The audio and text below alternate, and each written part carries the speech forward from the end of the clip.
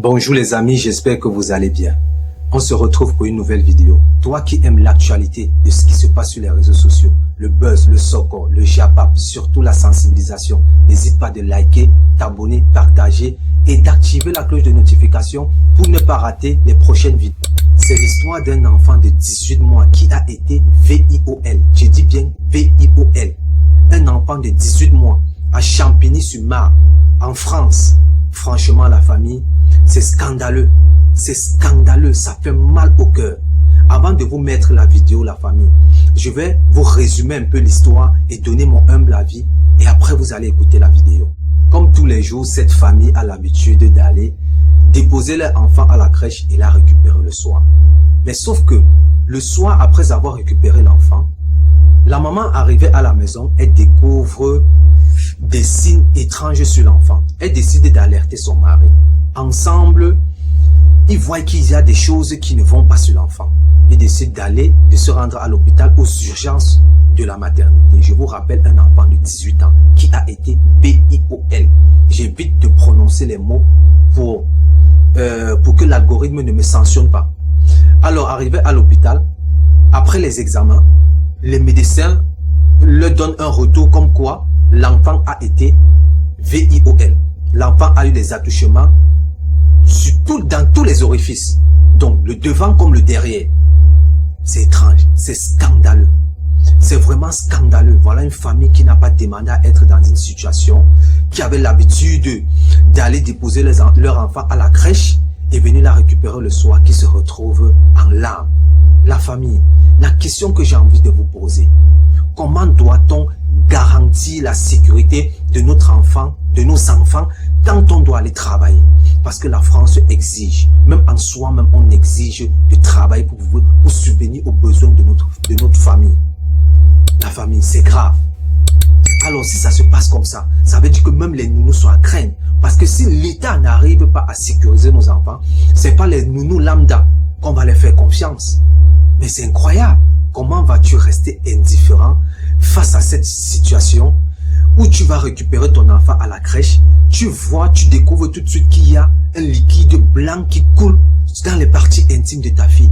Mais la famille c'est grave. C'est vraiment grave. Alors, ce que je peux encore dire aux parents, ne cessez pas de maximiser la sécurité de vos enfants. Soyez proche de vos enfants. Parlez avec vos enfants, c'est très important. Avant de vous laisser écouter la vidéo, la famille, dites-moi ce que vous pensez en commentaire. Ça se passe en France, à Champigny-sur-Marne. Partagez cette vidéo, ça doit faire le tour du monde. Partagez cette vidéo, que toutes les familles qui ont les enfants de bas âge puissent discuter énormément avec les enfants pour que les enfants puissent leur rapporter énormément d'informations sur l'endroit où ils déposent les enfants tous les jours. C'est très important. Comme toujours, on fait confiance à la justice.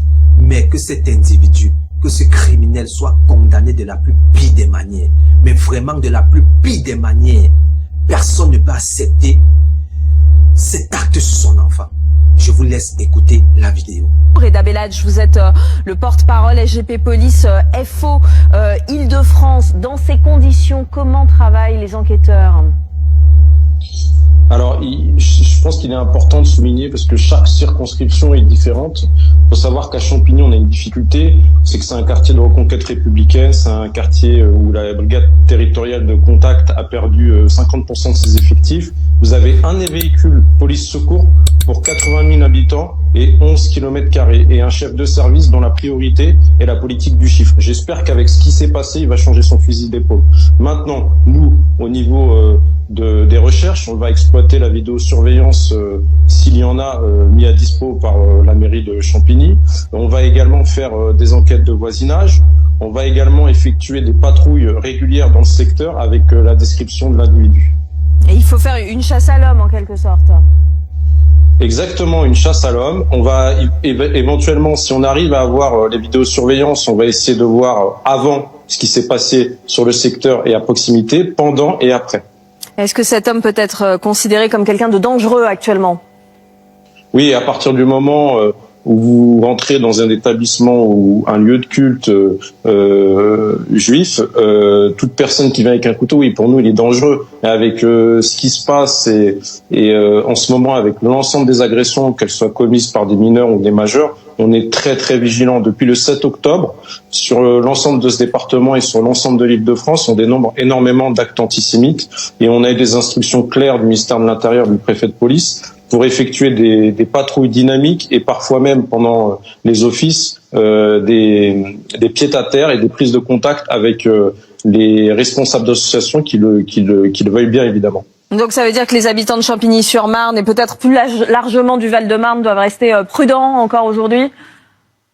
Oui, il faut être prudent et notamment à Champigny, comme je vous le dis. Vous savez, je ne sais pas si les gens se rendent compte, mais environ 80 000 habitants, un seul véhicule police-secours, c'est pas suffisant tout simplement. Alors on n'arrête pas de demander des renforts aux chefs de service, on le fait par écrit, par tract, en tout cas pour notre organisation syndicale, et ça bouge pas en fait. Donc je suis obligé de préciser ce qui se passe à l'extérieur et ce qui se passe à l'intérieur. Il faut qu'on ait plus de moyens, tout simplement.